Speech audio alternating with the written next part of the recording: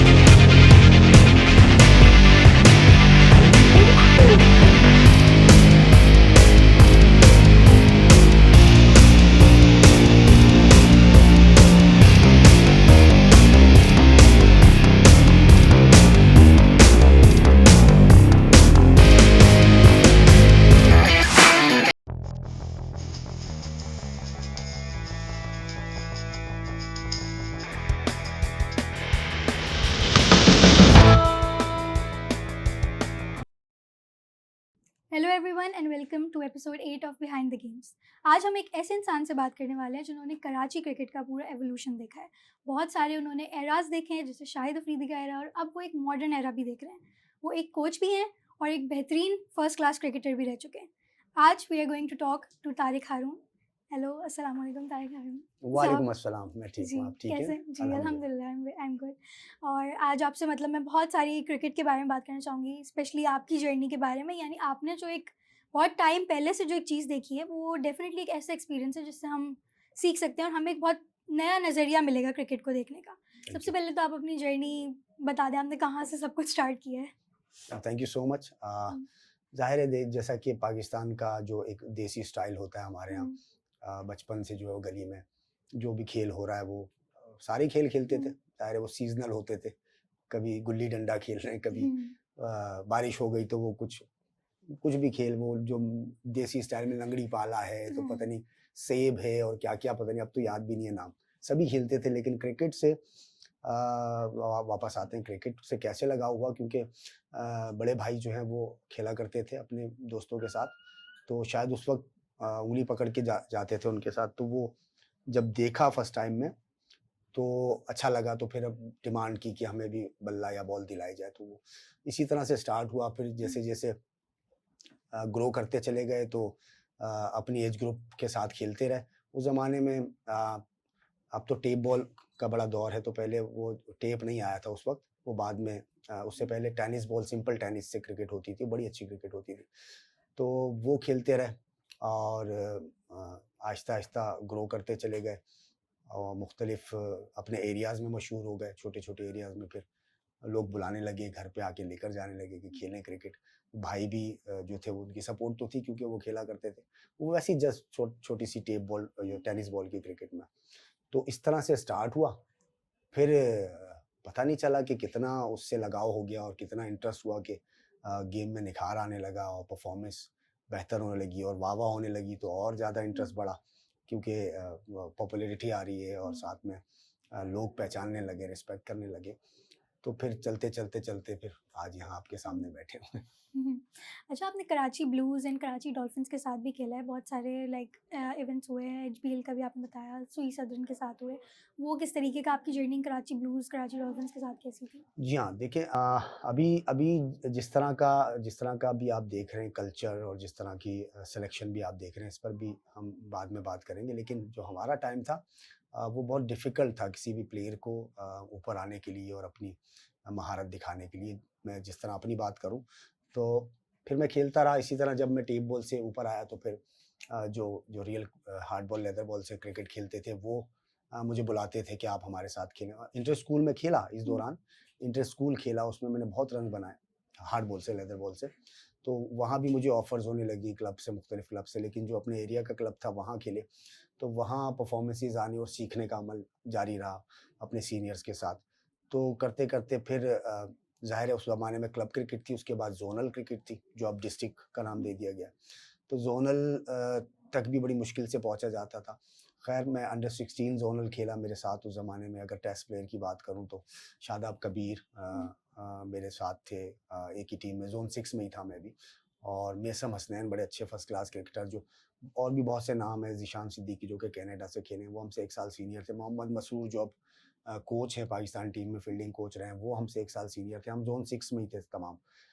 लेकिन वो डिफ़िकल्टीज़ आ रही थी क्योंकि उसके बाद 19 में बड़ी मुश्किल से ज़ोनल खेले हम, लेकिन कराची लेवल पे जो है वो बड़ी मुश्किल से नाम आया। तो जब कराची में नाम आया तो फिर एक छोटा-सा वाक़या हुआ। वो उसे यूँ कहेंगे कि डॉक्यूमेंट्स मँगाए थे सबसे। तो मैं जब अपने डॉक्यूमेंट्स लेके गया तो सैयद सिराजुल इस्लाम बुखारी साहब हुआ करते थे। बहुत अरसा उन्होंने सर्व किया कराची को। तो उस ज़माने में ये इतना देखें कि टेक्नोलॉजी नहीं थी। वो वहाँ पर जो आप कहेंगे कि स्क्रूटनी हुआ करती थी, वो फेस से ही हुआ करती थी। तो वो उन्होंने स्क्रूटनी तो नहीं हुई, उन्होंने डॉक्यूमेंट्स मँगाए। तो मैं I think blues, Karachi blues और व्हाइट्स 2 टीमें सेलेक्ट हुई, तो ब्लूज़ में मेरा नाम था।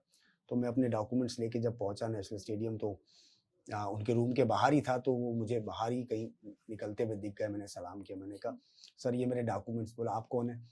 मैंने कहा, "मैं तारिक हारून हूँ, मेरा नाम है कराची ब्लूज़ में। तो ये मेरे डॉक्यूमेंट्स हैं सर, ये जमा कराने थे।" तो उन्होंने मुझे वहीं से जब वैसे देखा तो उन्होंने कहा, "मियाँ आप तो ओवर एज हैं।" अच्छा। तो वो मुझे झटका लगा। मैंने कहा, "सर डॉक्यूमेंट्स तो देख लें।" कहने लगे, "डॉक्यूमेंट्स तो बन जाते हैं, आप जाइए।" तो वो बहुत ही मेरे लिए एक अजीब-सी बात थी, क्योंकि मेरा जो जितना भी पहली दफ़ा यूँ कह लें कि वास्ता पड़ा था इस तरह से कि डॉक्यूमेंट्स और जाली, वो जाली पहली दफ़ा सुनने को मिला था, क्योंकि ऐसा तो कभी देखा ना सुना। जब वो स्टेज पे पहुँचे तो वो बहुत अजीब-सा लगा, थोड़ा-सा मैं अपसेट भी हुआ। फिर ख़ैर मैं वापस आया, उससे यूँ कह सकते हैं कि मेरी क्रिकेट में भी फ़र्क पड़ा। अच्छा। लेकिन फिर जब मालूमात की, जब बात की सीनियर्स के साथ, तो फिर पता चला कि यार लोग जो है ना वो ऐज को अपनी ना थोड़ी-सी आगे-पीछे करते हैं। तो आप बेसिकली मेरा बैकग्राउंड है वो पश्तून है, तो ज़ाहिर है वो उस वक़्त शायद मेरी शेव होगी छोटी-छोटी सी, 18 साल मेरी ऐज थी। तो दिखने में मैं ऐसा लग रहा था, जबकि मेरे मैं उस ज़माने में क्या डॉक्यूमेंट्स थे, एनआईसी तो बनता नहीं था। तो वो जो एडमिट कार्ड था मैट्रिक का, जो मार्कशीट्स थी वही लेके गया था मैं। तो उन्होंने नहीं देखी खैर। तो वहाँ मैं रह गया, तो थोड़ा-सा वहाँ से मेरी क्रिकेट पीछे गई, थोड़ा सेटबैक था। उसके बाद स्ट्रगल यहाँ खेले, वहाँ खेले, क्योंकि 19 की एज निकल जाए जब, तो उसके बाद उस ज़माने में जैसा कि हमने शुरू में कहा कि बहुत मुश्किल से मौके मिलते थे। हालाँकि क्रिकेट बहुत ज़बरदस्त थी, डिपार्टमेंट्स बहुत थे, ख़ास तौर पे इंटर फर्म्स के डिपार्टमेंट होते थे छोटे-छोटे, लेकिन वहाँ भी खेलना बड़ी एज़ाज़ की बात होती थी, क्योंकि प्लेयर्स जो है वो बहुत मैच्योर्ड होते थे और बड़े अच्छे-अच्छे प्लेयर्स होते थे। तो फिर स्ट्रगल करते रहे, फिर क्लब क्रिकेट में ही इधर-उधर, इधर-उधर, फिर वो टाइम गुज़रता गया, फिर ऐज भी जा रही है, फिर प्रेशर्स बहुत आ रहा है, घर से भी आ रहा है और खुद भी फ़ील हो रहा है एक एक क्रेडिबल होने के नाते कि यार मुझे बोझ नहीं बनना चाहिए, मुझे कुछ और भी करना चाहिए। तो वो बहुत डिफ़िकल्टीज़ यानी आई, तो फिर मैंने क्रिकेट छोड़ दी। तो जब क्रिकेट छोड़ दी, तो फिर मैं देखने लगा कि मैं क्या कर सकता हूँ, कोई बिज़नेस करूँ और या कुछ करूँ। आई थिंक 22-23 ऐज थी। तो ख़ैर जो भी कर सकता था कोशिश कर रहा था। तकरीबन कोई 6 माह हो गए या 8 माह हो गए। यानी मैं इतना चिड़चिड़ा हो गया था कि मेरे दोस्त जब डिस्कस करते थे तो मैं उनसे कहता था, मुझसे क्रिकेट की बात मत करो यार। मैंने छोड़ दी और मैं नहीं। तो अच्छा कोई ख़्वाहिश पूछते थे। मैंने कहा ख़्वाहिश ये है कि यार एक दफ़ा अखबार में नाम तो आ जाए। अब देखिए आप उस दौर की बात कर रहा हूँ कि एक दफ़ा अखबार में नाम भी आ गया ना, तो वो मैं कटिंग सेव कर लूँगा। वैसे तो मेरी कटिंग्स बहुत थी, परफ़ॉर्मेंस के हवाले से वो नहीं, कराची को रिप्रेजेंट करने के हवाले से जो मेरी ख्वाहिश थी कि मैं कराची को रिप्रेजेंट करूं, तो ऐसी कोई कटिंग आ जाए कि जिसमें मेरा नाम हो कि भाई कराची की टीमों में 19 में तो था, लेकिन फर्स्ट क्लास की टीम में मेरा नाम आ जाए। ख्वाहिश थी कि मैं फर्स्ट क्लास क्रिकेट, बस अब कुछ नहीं, अब वो भी जाती रही है बहरहाल। तो लेकिन शायद किस्मत को कुछ और मंजूर था। जब 6 से 8 माह गुजरे तो एक हमारे साथी फर्स्ट क्लास क्रिकेटर हैं, वो आए। उससे कुछ 2 दिन पहले ना, कुछ होते हैं करीबी लोग जिनको आप मना नहीं कर सकते, तो कुछ कोई ऐसा शख्स आया कि जिसने मुझसे रिक्वेस्ट की कि यार आप एक मैच खेलें। तो मैंने उनसे कहा कि यार मैंने छोड़ दिए क्रिकेट, लेकिन वो मुझे किसी तरह उसने मुझे राज़ी कर लिया। तो एक मैच हुआ आगा खान जिमखाना पे, वो एक सिर्फ फ्रेंडली मैच था, तो वो मैं खेल गया। अच्छा, मशहूर तो मैं था टेप बॉल की वजह से, जैसा कि हमने पहले डिस्कस किया, मैं टेप बॉल में खेला करता था, मशहूर मैं था। तो वो मैच में खेला, तो जाके मैं मैच खेला, बैटिंग की, मैंने सेंचुरी कर दी। तो जब सेंचुरी कर दी, शाम को घर आ गया। अगले दिन वो जो मैंने बात की थी वकार अहमद कुंडी, जो कि अब कोच भी हैं, लेवल 2 कोच हैं पीसीबी के, और उन्होंने फर्स्ट क्लास क्रिकेट भी खेली है। तो वो मुझसे जूनियर थे 1-2 साल, वो मेरे घर आ गए और रहते भी करीब में थे।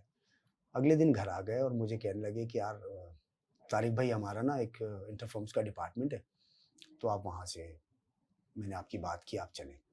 तो मैंने कहा मैं तो क्रिकेट खेल ही नहीं रहा, मैंने छोड़ दी। यानी मैंने बिल्कुल ही माइंड चेंज कर लिया था। तो उसने मुझे कहा कि यार आप कल या परसों आप मैच खेलें। मैंने कहा नहीं, कहाँ खेला मैं? कहने लगे नहीं, मेरे पास रिपोर्ट है। मैंने कहा किसने बताया? तो कहने लगे वो जो सामने वाली टीम के कैप्टन थे ना, शाहिद, वो हमारे साथ डिपार्टमेंट में, उन्होंने ही हमारी मीटिंग थी, आपका नाम लिया है।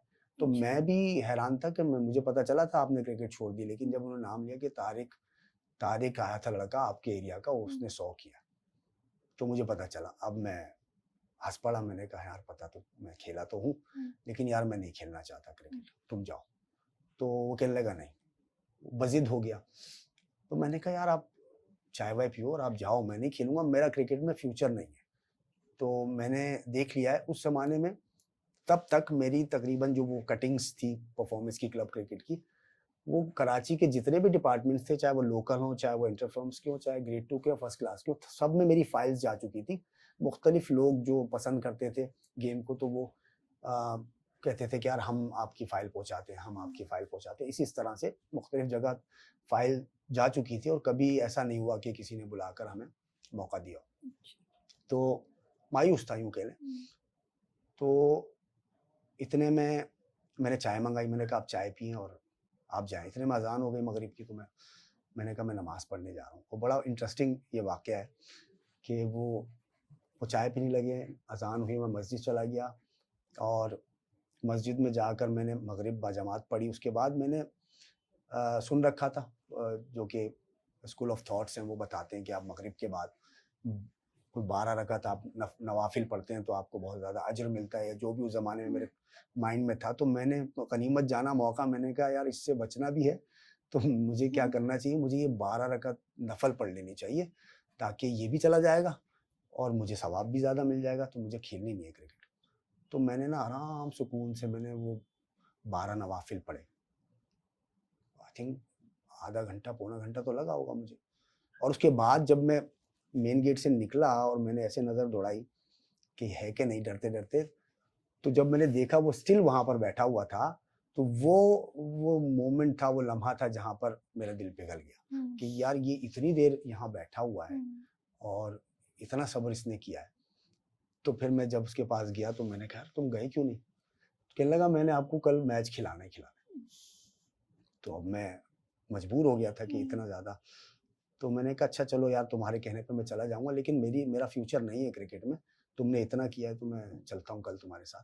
तो मेरे पास तो सामान भी नहीं है, मैंने सब दे दिया, बाँट दिया। कहने लगे सामान आप मेरे सामान से खेलना, आप कल चलना।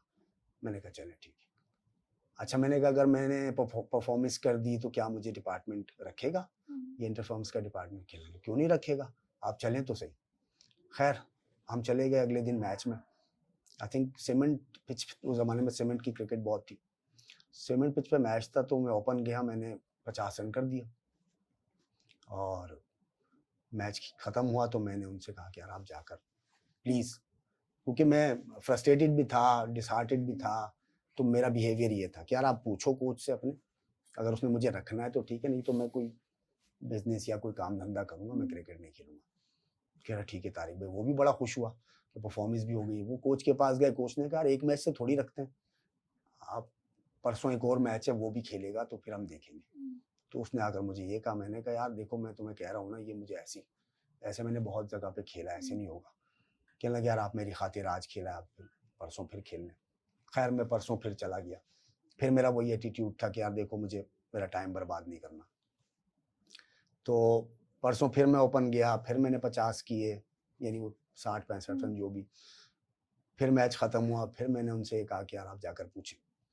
तो वो फिर वहाँ से यही जवाब लेकर आए कि यार अब वो कह रहे हैं कि ये 2 तो सीमेंट पे आपने परफॉर्म किया, अब हम 3rd मैच खेलेंगे टर्फ पे, तो वहाँ फाइनलाइज होगा कि आप मतलब इक्वली गुड हैं कि नहीं, क्योंकि टर्फ की क्रिकेट थोड़ी टफ होती है। मैंने कहा यार मैंने आपसे कहा था ना, ये मुझे ऐसी ना कर देंगे, टहलाएंगे, तो मैं नहीं आऊँगा।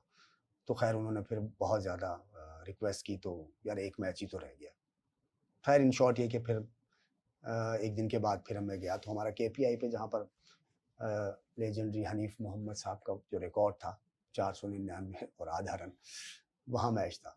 तो फिर मैं ओपन गया, फिर मैंने 50 रन कर दिए, फिर मैच ख़त्म हुआ। अब मैंने उसको कहा कि भाई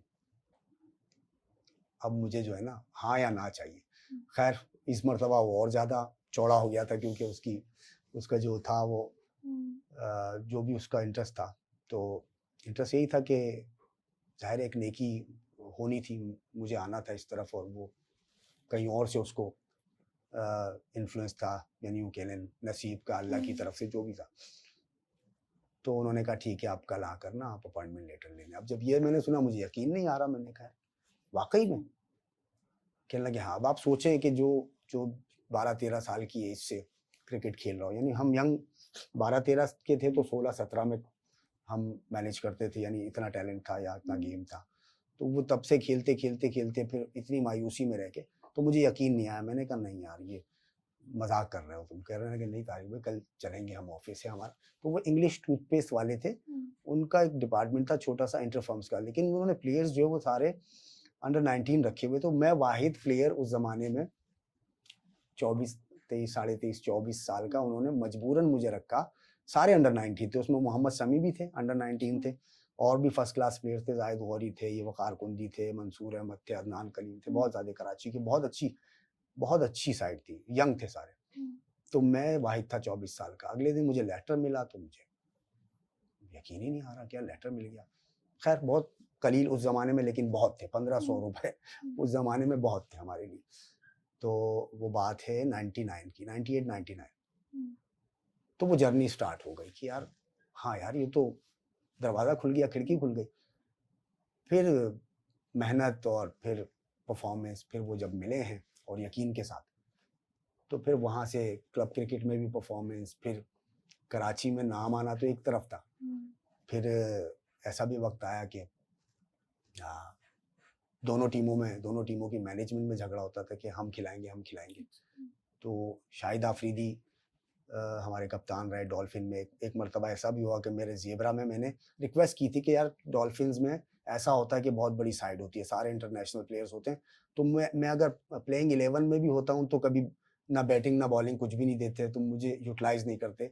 तो मैंने रिक्वेस्ट की थी मैनेजमेंट से, तो उन्होंने एक नेक्स्ट ईयर मुझे ज़ेबराज में डाल दिया। मैंने कहा कि यार वो निस्बतन कमज़ोर टीम भी होती है, तो वहाँ मैं परफॉर्म भी कर सकता हूँ और साथ ही साथ टीम भी ऊपर आ सकती है। वो टीम की परफॉर्मेंस भी बहुत डाउन रहती थी। मुझे पहुंचना था टीएमसी ग्राउंड पर, ज़ेबराज की प्रैक्टिस थी, आरएलसी गुलबर्ग पर डॉल्फिन्स की प्रैक्टिस थी। तो मैं वहाँ से टीएमसी में घुसा हूँ, तो वहाँ पर जैसे इंटर हुआ तो सामने जो टीम के मैनेजर थे उन्होंने कहा तारिक हारून आपको वहाँ जाना है। मैंने कहा नहीं सर मेरा नाम ज़ेबराज में है। मैं बड़ा खुश कि इस दफ़ा मुझे सही से मौका मिलेगा।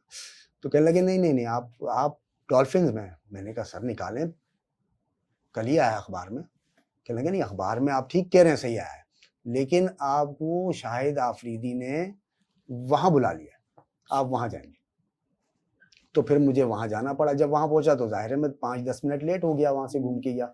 तो शाहिद वहाँ खड़े हुए थे, उन्होंने कहा कि आप लेट क्यों आए। मैंने कहा मेरा तो नाम ही नहीं है इस टीम में सर। तो लेट तो मैं इसलिए आया हूँ कि मैं तो अपनी प्रैक्टिस पे पहुंचा हूँ, वहाँ मुझे बताया कि वहाँ जाना है। फिर भी खैर उन्होंने वो जो लाइटर मूड में मुझे थोड़ा सा झाड़ा कि नहीं तुम लेट आए हो, तुम्हारा तो इसमें नाम था, चलो एक एक्स्ट्रा राउंड लगाओ। तो कहने का मकसद ये कि फिर ऐसा हुआ कि जो जो भी चाहते थी जो क्रिकेट में कि परफॉर्म करें और वैल्यूएबल प्लेयर बने, तो वो सब होने लग गया। तो ये यानी ये जर्नी मैंने आपको वहाँ तक की बताई कि कैसे हम फिर इम्पोर्टेंट प्लेयर बने और कहाँ तक पहुँचे।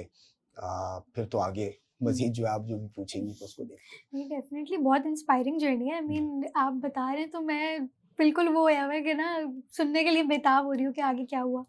एंड आई एम श्योर कि और लोग भी जो सुन रहे होंगे उनको भी ऐसा ही फील हो रहा होगा। हैं। जी, बाकी कि आई एम वेरी हैप्पी कि आपको उस चीज़ का चांस मिला, क्योंकि एक चीज़ होती है ना कि आपको दिल से उस चीज़ की चाहत थी तो वो जी। आपको मिला।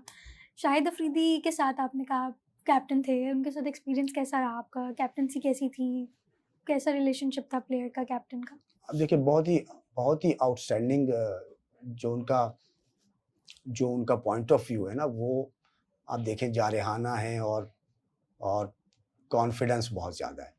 वो उनका स्टाइल है, वो जिस तरह उन्होंने करियर गुज़ारा है, यानी इतना जारहाना कि वो परवाह नहीं करते थे बैटिंग में अपनी, और कॉन्फिडेंस उनका कभी भी आपने कभी भी नहीं देखा होगा कि वो कहीं नर्वस नज़र आए हों किसी भी मौके पर, और कैसी-कैसी स्टेज में उन्होंने परफॉर्मेंसेस करके मैच जितवाए पाकिस्तान को। तो वही हमने देखा और सीखा बहुत सारे यंगस्टर्स ने कि कैसे बॉडी लैंग्वेज क्या होनी चाहिए ग्राउंड में, एटीट्यूड क्या होना चाहिए, और मैच की भी जो भी सिचुएशन हो, तो उसमें जो है ना वो कॉन्फिडेंस रहना चाहिए, कॉन्फिडेंस जो है वो लूज़ नहीं हो और मजबूत रहना है। तो उनका जो कैरेक्टर था, एक तो उससे जो यंगस्टर्स को जो सीखने को मिलता था, वो ये बहुत ही इम्पोर्टेंट चीज़ें थी जो उनके अंदर थी। जैसा कि मैंने बात किया कि उनका जो एग्रेशन था, एग्रेशन बहुत ज़रूरी है क्रिकेट में, जो आपको बूस्ट करता है, साथ में उनका जो कॉन्फिडेंस था वो बहुत हाई था। और फिर जिस तरह की उनकी पर्सनैलिटी थी, यानी बहुत ज़्यादा इंस्पायरिंग थे और अच्छा रहा। कुछ चीज़ों में इख्तिलाफ हो सकता है हमें, लेकिन हमें पॉजिटिव वे में रह के देखना चाहिए कि उनसे जो फ़ायदे हुए हैं, हमने भी जो चीज़ें उनसे पिक की हैं या यंगस्टर ने, तो वो यही था जिससे पाकिस्तान क्रिकेट को भी बहुत फ़ायदा हुआ। एक बहुत बड़ा स्टार जो कि पाकिस्तान क्रिकेट को मिला, तो शायद वो उनकी यही थॉट्स थी जिसकी वजह से न सिर्फ वो कामयाब हुए बल्कि पाकिस्तान को भी बहुत ज़्यादा फतवाहत दिलाई। बिल्कुल, बिल्कुल, डेफ़िनेटली। आई मीन अभी रिसेंटली जो चैम्पियनशिप्स की जो पूरी हुई थी, जो जी, जी। वर्ल्ड चैंपियंस का जो था, उसमें भी उनका काफ़ी फ़ेम हो गया था। जी वो हाँ। पैर रख के खड़े हुए थे, तो वो बड़ा फ़ेमस हुआ था जी हाँ, उनका। जी हाँ। मतलब अभी तक उनकी ना वो जो लेजेंडरी वाली जो उनकी ऑरा है ना, वो ख़त्म नहीं हुआ है बिल्कुल। अच्छा, फर्स्ट क्लास क्रिकेट जो है, डोमेस्टिक क्रिकेट भी जो कहते हैं, उसके बारे में आपका क्या ख़्याल है? क्योंकि आप जितना उसको एक इम्पोर्टेंस दे रहे हैं, जितनी वो इम्पोर्टेंट होनी चाहिए, क्या आपको लगता है कि अभी मॉडर्न क्रिकेट में, अभी के एरा में फर्स्ट क्लास क्रिकेट को, डोमेस्टिक क्रिकेट को उस तरह से इम्पोर्टेंस दी जा रही है, जिस तरह से देनी चाहिए? देखिए बहुत ज़बरदस्त क्वेश्चन किया आपने। हुँ, जो फर्स्ट क्लास क्रिकेट है वो almost test cricket, first class cricket आप अनकॉन्शियसली आप से निकल गया, लेकिन बात एक ही है। हुँ, अगर रिकॉर्ड देखने जाएँगी आप ना, तो जो टेस्ट क्रिकेट है वो भी फर्स्ट क्लास में आती है। हुँ, वो 5 रोज़ा होती है और जो फर्स्ट क्लास क्रिकेट है वो 4 रोज़ा होती है। अक्सर इसके फाइनल भी 5 रोज़ा हो हुँ, सकते हैं। जो स्टेटस है वो दोनों का सेम है। जी, जी। अब आ जाते हैं कि इसको टेस्ट क्रिकेट क्यों कहा जाता है? सेम ये भी टेस्ट क्रिकेट ही है, क्योंकि इसमें प्लेयर जो है वो टेस्ट हो जाता है। हुँ, तो वो टेस्ट हो जाता है कि वो उसका टेम्परामेंट कितना है, उसका एटीट्यूड क्या है, उसका स्टैमिना कितना है, उसका उसका टैलेंट कितना है, हुँ, वो कितना है अब और वो कितना आगे जा सकता है। वो हुँ, प्लेयर खुद भी अपने आप को मेज़र करते हैं और वो उसी हिसाब से सीखते हुए फिर आगे चलते हैं। अच्छा, उसमें अब उसके बाद जितनी क्रिकेट निकली, ज़ाहिर है पहले तो वही क्रिकेट थी, फिर वनडे क्रिकेट आ गई, क्योंकि वो सिचुएशंस आती हैं टेस्ट क्रिकेट में। वनडे की सिचुएशन भी आती है और टी20 भी आ ही हुँ, जाती है, हम विटनेस करते हैं टेस्ट क्रिकेट में। तो सारी सिचुएशंस वहीं से निकली हैं, तभी वो क्रिकेट जो है वो इन्वेंट होकर वो जो वनडे क्रिकेट आ गई, फिर टी20 आ गई, फिर टी20 से टी10 आ गई, सुपर सिक्सेस भी होता है। हुँ, इस तरह वो थोड़ा-सा कमर्शियलाइज़ भी हो गई, हुँ, थोड़ा-सा क्राउड के पॉइंट ऑफ व्यू से। तो आपने इम्पोर्टेंस की बात की है, जो जितनी भी लेंथी क्रिकेट होगी, जितना ड्यूरेशन लंबा होगा, उतना ही प्लेयर की जो लर्निंग है, उतनी ही अंडरस्टैंडिंग जो है वो उसको ज़्यादा मिलेगी, उसको ज़्यादा वक़्त मिलेगा और वो ज़्यादा सीखेगा। जितने भी प्लेयर्स आप देखेंगे कि जो डोमेस्टिक में वक्त लगाकर फर्स्ट क्लास मैचेस खेले हैं और वहाँ पर उन्होंने अपनी जो है वो ग्रूमिंग की है, लर्निंग की है, वो जब पाकिस्तान टीम आते हैं तो उनकी स्टेबिलिटी बनिस्बत किसी और यंगस्टर के वो ज़्यादा नज़र आती है, और उनका जो वो मैच्योर होते हैं, जिस तरह से उनकी मैच्योरनेस होती है, या यूँ कह लें कि उनको अंडरस्टैंडिंग जो गेम की होती है, अवेयरनेस होती है, तो वो ज़्यादा रहती है, क्योंकि वो उस क्रिकेट में वक्त लगा कर आते हैं। अब उसके बरक्स अगर हम देखते हैं कि हम आजकल जिस तरह से हो रहा है कि वो PSL से सिलेक्शन हो गई, या डोमेस्टिक T20 से हो गई, या फिर किसी और लीग में देखा अपने पाकिस्तानी प्लेयर को और उन्हें मौके मिल जाते हैं, तो वो यूँ कह लें कि वो अभी पूरी तरह से तैयार नहीं होते हैं। तो वो बज़ाहिर वो उस फॉर्मेट में ही खेल रहे होते हैं, लेकिन उसी फॉर्मेट में आके वो फेलियर आता है उनका। तो वो इस वजह से आता है कि वो इतने मैच्योर नहीं होते, इतनी क्रिकेट उनके पीछे नहीं होती कि जब सिचुएशन आए या प्रेशर आए, या प्रेशर को कैसे हैंडल करना है, या कैसे मैंने अपने फेलियर से सीखना है, कैसे आगे जाना है। तो वो लर्निंग मैं नहीं समझता कि T20 खेलकर या शॉर्टर फॉर्मेट खेलकर सीखने का मौका होता है, बनिस्बत इसके कि लॉन्गर वर्जन में जाते हैं आप, 50 ओवर्स के मैचेज़ हैं, 2 रोज़ा, 3 रोज़ा, 4 रोज़ा, तो वहाँ पर टाइम है कि आप अपने फेलियर से सीखें और अपनी मिस्टेक को ठीक करें नेक्स्ट इनिंग में या नेक्स्ट मैच में, जो है वो आपके पास टाइम होता है पूरा। तो ये डिफरेंस है बहुत ज़्यादा, और आई थिंक बहुत आजकल तो बहुत बात हो रही है, बहुत से लोग ये बात करते हैं, मैं कोई नई बात तो नहीं कर रहा, कि जो क्राइटेरिया है सिलेक्शन का वो हमारे यहाँ पे थोड़ा-सा दूसरी तरफ हो रहा है, तो रॉन्ग साइड से होता है। यहाँ से जब होगा तो जो फर्स्ट क्लास से सिलेक्शन होगी, वो प्लेयर जो है वो हर तरह से खेलना जानता होगा। बस ज़रूरत इस बात की है कि वो आई हो कि जो पहले हुआ करती थी, पहले भी प्लेयर सेलेक्ट होते थे। उस ज़माने में भी प्लेयर छक्के मारा करते थे। अब वो सेलेक्ट तो उसी एक ही फॉर्मेट से होते थे। बहुत हुआ तो वनडे मैच हो गया या फिर 4 डे मैच है। वहीं से सेलेक्ट होकर आते थे। सईद अनवर भी वहीं से आए थे। मगर वो मैं समझता हूँ कि वो इन्वेंशन उनकी है शायद सर्कल को यूटिलाइज़ करने की। वो फर्स्ट टाइम उन्होंने ही यूटिलाइज़ किया था ऑस्ट्रेलिया में। तो मैं समझता हूँ कि जो ज़्यादा टाइम की क्रिकेट है उसमें लर्निंग का और अपनी गेम अवेयरनेस का ज़्यादा मौका होता है किसी भी प्लेयर को बनिस्बत की T20 के। सही। अच्छा, आपने सिलेक्शन की बात की ना कि बहुत सारी सिलेक्शन का क्राइटेरिया कैसे प्लेयर नेशनल टीम में पहुंच जाते हैं। अब कभी-कभी इस तरीके की बातें भी सुनने को आती हैं कि कुछ प्लेयर्स होते हैं जिनको एक स्पेसिफिक, कोई आज़म खान के नाम से बड़ा नाम मशहूर होता है कि वो मैनेज करते हैं जिन प्लेयर्स को, तो वो उनका मैनेज किया हुआ प्लेयर जो है ना नेशनल टीम में पहुंच जाता है। तो ये थोड़ी सी ना डाउट्स क्रिएट करता है माइंड में कि क्या सिलेक्शन क्राइटेरिया में क्या मसला चल रहा है। इस तरीके से साइम अयूब की भी बात आती है कि वो भी उनके मैनेज थे, वो अब नेशनल में पहुँच गए हैं। उसके बारे में आपका क्या ख़्याल है? देखिए ये बातें तो होंगी ज़ाहिर, और ऐसा हो बज़ाहिर ऐसा नज़र आ भी रहा है कि वहाँ से ज़ोन 6 में पिछले दिनों अभी और भी जो जर्नलिस्ट हैं उन्होंने प्रोग्राम्स किए हैं। तो एक यहाँ पर आपको पता है पावर पॉलिटिक्स या इस मुल्क में होती है, चाहे वो जेन्युइन पॉलिटिक्स हो, चाहे वो कोई भी इदारा हो या फिर स्पोर्ट्स में भी कह लें, तो पावर का इस्तेमाल करते हैं लोग। उसे इस्तेमाल करने के लिए फिर जो लोगों को पावर दिखाई जाती है, फिर लोग उस पावर को मानते हैं, तो फिर जाके वो ओबे करते हैं और फिर वो उस तरफ दौड़ पड़ते हैं। तो इस पर बहुत ज़्यादा इख्तिलाफ हमें भी है कि किसी एक ज़ोन या किसी एक डिस्ट्रिक्ट को इतना ज़्यादा पावर में नहीं रहना चाहिए, या यूँ कह लें कि वो इतना पावरफुल हो जाए कि बाकी जो कराची है, अब देखिए 7 डिस्ट्रिक्ट हैं, एक डिस्ट्रिक्ट को छोड़ के 6 डिस्ट्रिक्ट्स और बचते हैं। तो अगर आप परसेंटेज निकालें तो ये ऑलमोस्ट आई थिंक 70-80% से अबव होगी। तो रेस्ट ऑफ द जो पीपल हैं या प्लेयर्स हैं या जो ऑर्गेनाइजर्स हैं, तो वो कहाँ रह जाते हैं। एक तो इसको आप अगर देखें डिसिप्लिन वाइज, लोगों को उनके राइट्स देने के हवाले से भी, तो मैं समझता हूँ वो सब तो महरूम हो गए ना। अगर एक जोन कराची, एक जोन तो नहीं है, या तो फिर इस जोन को एक रीजन या एसोसिएशन का स्टेटस दे देना चाहिए, तो फिर तो ठीक है कि, और फिर वहाँ पर क्लब क्रिकेट में वही लड़के जो है वो मुख्तलिफ परफॉर्मेंसेस करके वो फिर रीजन बन जाए, उनकी डिस्ट्रिक्ट ही अलग हो जाए।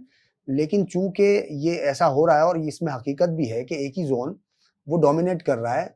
अच्छा, वो डोमिनेट कैसे कर रहा है कि वो प्लेयर्स किसी भी जोन में, कराची में कहीं भी खेल रहा है, परफॉर्म कर रहा है, ऊपर आ रहा है, तो उसे वहीं पर अप्रोच कर लिया जा रहा है, उनके पेरेंट्स को भी कर लिया जा रहा है, उनके गार्डियंस को भी कर लिया जा रहा है, या उनके क्लब वाले जोन वालों को भी, कि भाई ये हमें दे दिया जाए।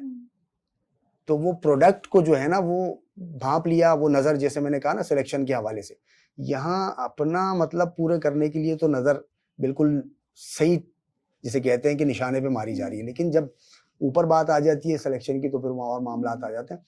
तो टैलेंट को ये हंट कर रहे हैं, कहीं भी नहीं छोड़ रहे।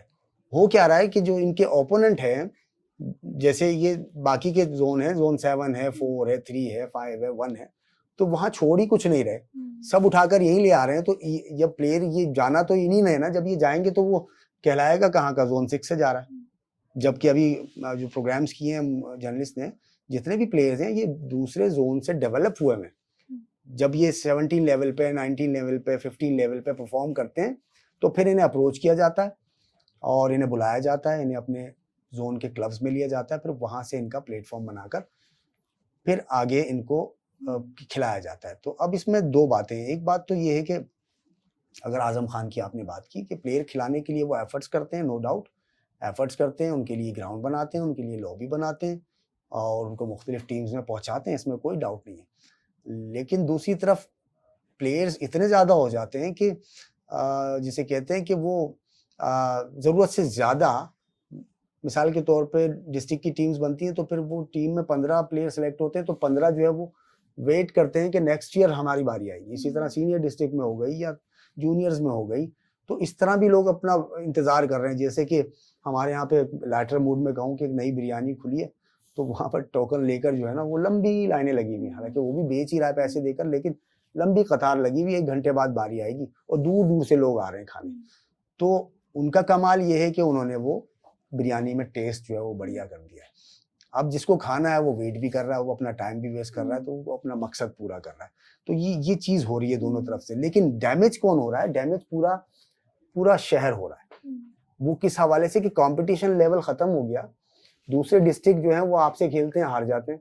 दूसरे डिस्ट्रिक्ट के क्लब्स आपसे खेलते हैं, वो हार जाते हैं। तो आप जो है वो वन साइडेड जो है वो एक तरह से आप ऑस्ट्रेलिया बने हुए हो कराची में, बाकी जो है वो जिम्बाब्वे हैं, बांग्लादेश, वो भी शायद बेहतर होंगे। आई मीन बिल्कुल ही जो एसोसिएट कंट्रीज की टीम में कर लें कि यूएई है, ओमान है, तो वहाँ छोड़ते ही कुछ नहीं है। आप इतना स्ट्रॉन्ग कर लेते हैं अपना जोन, तो प्लेयर तो वहीं से आना है। और स्टिल उसके बावजूद दूसरे जोन के प्लेयर्स हैं, कराची की टीमों में भी हैं, इसमें कोई डाउट नहीं, लेकिन डिफिकल्ट हो जाता है। और लोगों को एक तरह से एक और पहलू को इसको देखा जाए कि लोग अगर डिपेंडेंट हो जाते हैं किसी के भी, आजम खान के या जोन 6 के, तो एक डिपेंडेंट प्लेयर क्या कारनामे कर सकता है पाकिस्तान के लिए। तो अगर वो यहाँ डिपेंडेंट है तो ऊपर जाकर क्या वजह हो सकती है कि वो किसी और का डिपेंडेंट ना हो। फिर अगर हम बात करते हैं परफॉर्मेंसेस की या कुछ अचीवमेंट्स की, तो वो क्या अचीव करेंगे अगर कहीं और उन्हें डिपेंडेंट होना पड़े। तो वो डिपेंडेंट नहीं कुछ कर सकते। यहाँ आज़ाद ख्याली और यूँ कह लें कि एक जो शाहीन का, जो इकबाल का शाहीन है, वो आज़ाद हो अपने डिसीजन में, वो अपनी परवाज़ में आज़ाद हो, अपने शिकार में आज़ाद हो, तो वो जाकर वो कुछ लेकर आ सकता है मुल्क के लिए कुछ। जिस तरह के आप लेजेंड्स हमारे गुजरे हैं, शुएब अख्तर है, शाहिद आफरीदी की आपने बात की, वसीम अकरम है, सईद अनवर है, नाम लेते रहेंगे तो बहुत टाइम निकल जाएगा। तो मैं नहीं समझता कि फिर इस तरह की तरबियत होगी जिसकी कि वो डिपेंड हैं, आप किसी पे डिपेंडेंट है, वो आपको मौका दिलाएंगे। आप अपने आप में तो कुछ नहीं, यानी ये एहसास दिलाना कि आप हमारे बगैर खेल नहीं सकते, ये भी शहर को एक बहुत ही मायूसी का मैसेज जा रहा है।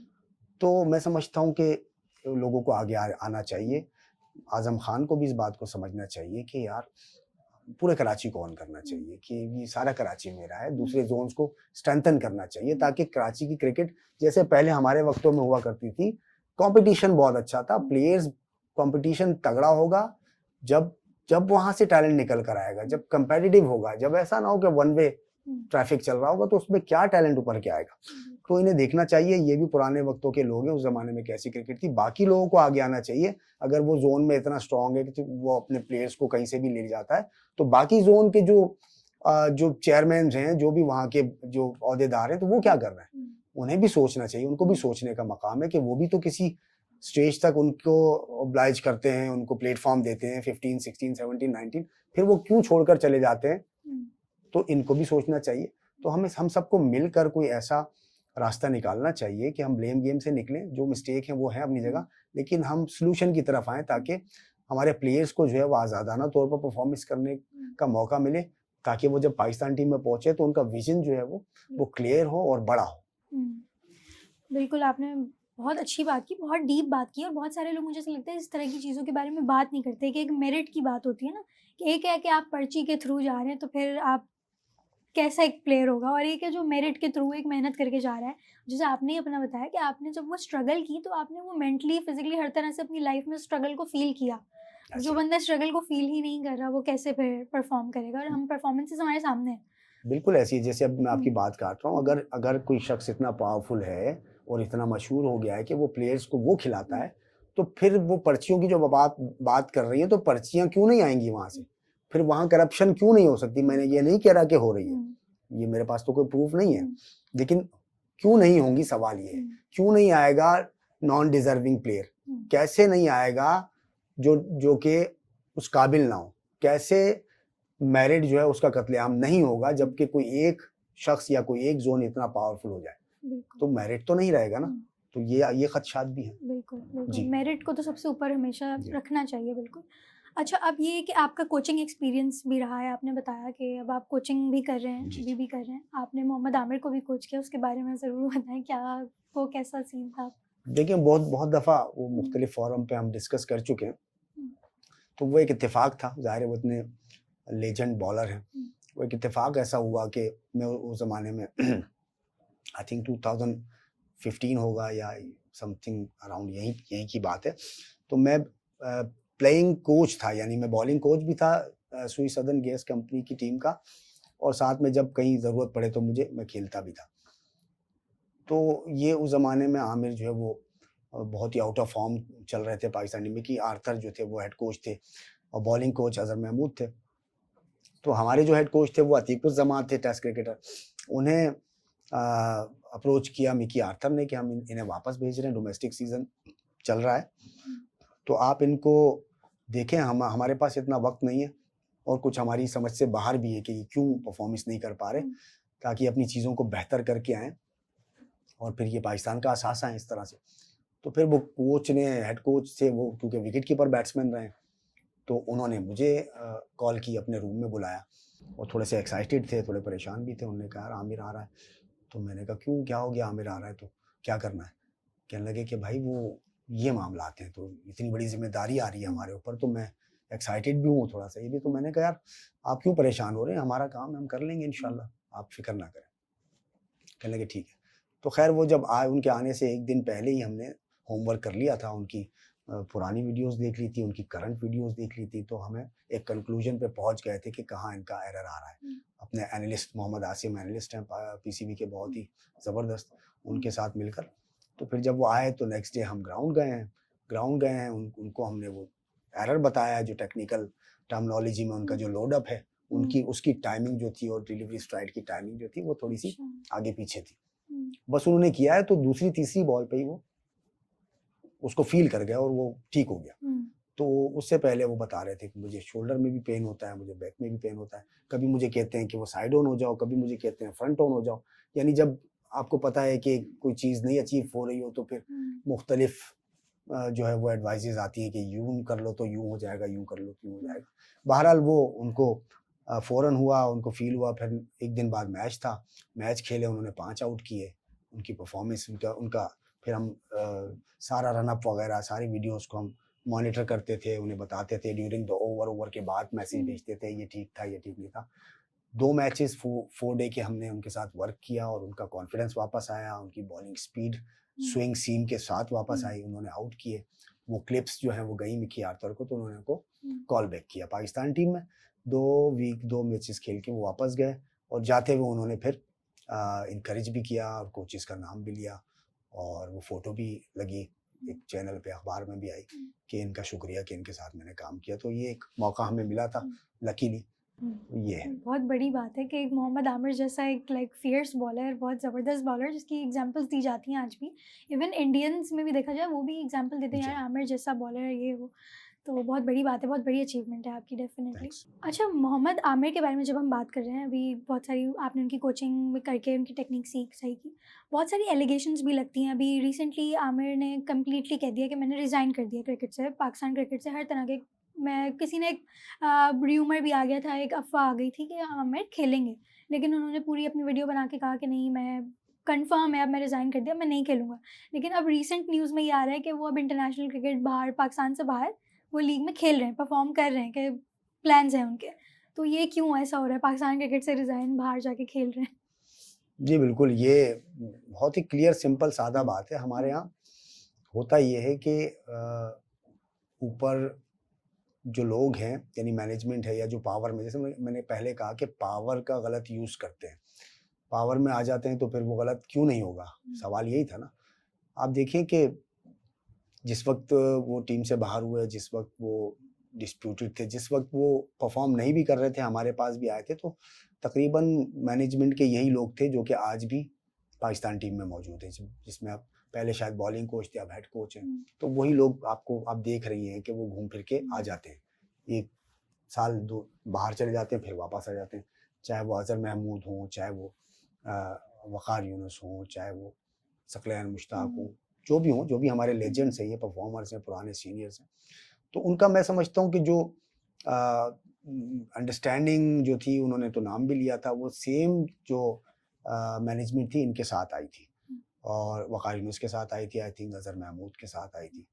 तो अगर सेम मैनेजमेंट रहती है, वो स्टिल अभी भी है। ये मेरा अपना ओपिनियन है, हुँ, मुझे नहीं पता कि आमिर की क्या हुँ, राय होगी इस बारे हुँ, में। लेकिन पर्सनल नहीं होना चाहिए। हुँ, मेरा एतराज़ है कि अगर, क्योंकि ये बात जब पाकिस्तान की आती है ना, तो वहाँ पर्सनल नहीं होना हुँ, चाहिए। अगर कोई बात आपको बुरी लगती है किसी की, तो वो पाकिस्तान के लिए आपको बर्दाश्त करनी चाहिए। और कोई बात आप उसको पर्सनल लेवल पे ले जाते हैं, तो फिर क्या होता है, बहुत सारी स्टोरीज़ आपने सुनी है कि हुँ, वो फलाँ ने हमें ये बात कह दी, वो बात कह दी। तो मायूसी फैल रही है, मैं समझता हूँ। मोहम्मद आमिर भी मायूस होकर गए, और सबके सामने उनके स्टेटमेंट्स मौजूद हैं कि उनको उस तरह से रिस्पेक्ट नहीं दी गई, उस तरह से उनकी बात नहीं सुनी गई, हुँ, और उन्हें जो है वो डिग्रेड किया गया। हुँ, जिसकी वजह से फिर वो ज़ाहिर है, उनके पास ऑप्शंस हैं, उनके पास वो दुनिया में जाने-माने हैं, दुनिया की लीग्स खेल हुँ, सकते हैं। जब सब कुछ है तो वो फिर क्यों अपने आप को जो है वो हुँ, फिर मुश्किल में डालें, फिर हुँ, कंट्रोवर्सी में डालें। तो मैं समझता हूँ कि एक यही वजह है कि हमारे यहाँ लोग पावर का गलत इस्तेमाल करते हैं, जिसकी वजह से कुछ प्लेयर्स, अब ज़ाहिर है, देखिए, अब आमिर हो गए या उमर अकमल हो गए, आप देखिए ना, अहमद हुँ, शहज़ाद हो गए, कितना टैलेंट था।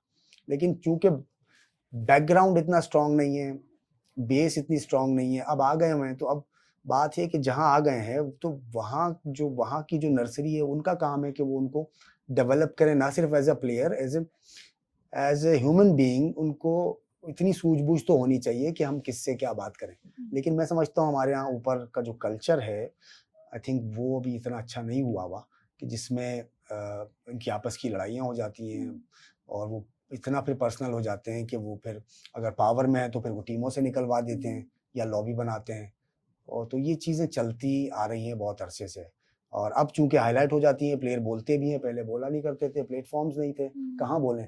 एक अखबार आया करता था, उसमें जो लिख दिया सो लिख दिया। अब हुँ, तो वो खुद एविडेंस है उसका कि वो वीडियो बना के या किसी भी फ़ोरम पे, जैसे मैं बात कर रहा हूँ, वो हुँ, बात कर देते हैं हुँ, प्लेयर्स कि यार ये हुआ। हुँ, तो उससे हमें एक चीज़ जो समझ आती है, वो यही आती है कि जो ऊपर का एनवायरनमेंट है वो रिस्पेक्ट वाला नहीं है। वो पाकिस्तान के लिए सोचने से ज़्यादा वो पर्सनल सोच जो है वो ज़्यादा है कि हुँ, मेरी सीट या मेरी नौकरी बहाल रहे, मैं कैसे ऊपर जाऊँ। पाकिस्तान बाद में आ रहा है, सेकेंडरी हो रहा है, जिसकी वजह से हुँ, इतने बड़े-बड़े प्लेयर्स जो हैं, वो या तो मैच फिक्सिंग में बाहर हो रहे हैं, या फिर एटीट्यूड से बाहर हो रहे हैं, हुँ, या फिर जो है ना, उनको मौके नहीं मिल रहे हैं। हुँ, तो आमिर के केस में भी यही कहूँगा कि ठीक है, उन्होंने जितना सर्व करना था किया, अब उनकी अपनी पर्सनल लाइफ़ है, उनका हुँ, डिसीज़न है। तो उन्होंने तो कोशिश की थी, लेकिन अब उनकी जगह ही नहीं है। हुँ, तो वो खेलें, अब कहीं से भी खेलें। ये भी एज़ाज़ की बात होगी कि पाकिस्तानी बॉलर हुँ, और दूसरी कंट्री से भी खेल रहा है, तो वो है तो हमारा ही ना, हुँ, ऐसे ही है। बिल्कुल। अच्छा, हमने कोचेज़ की, बहुत सारे कोचेज़ की बात की, आप खुद भी कोच रहे हैं, अज़हर महमूद की बात की, सकलैन मुश्ताक, मिकी आर्थर, बहुत सारे कोचेज़ के नाम आते हैं। अब रीसेंट पाकिस्तान की जो टीम को कोच कर रहे हैं, माइक हेसन कर रहे हैं। माइक हेसन पे भी अब सवाल उठना शुरू हो गए हैं कि अभी ट्राई सीरीज़ में गए, एशिया कप में गए, ट्राई सीरीज़ तो चलें जीत गए थे, लेकिन वो भी एक, मैं कहूँगी, छोटी टीम्स ही थी, ओमान था, अफ़गानिस्तान, इनसे आप जीत सकते हैं। फिर ये एशिया कप में आ गए, एशिया कप में परफ़ॉर्मेंस बहुत डिसअपॉइंटिंग सी रही, ओवर कॉन्फिडेंट बहुत ज़्यादा रहे।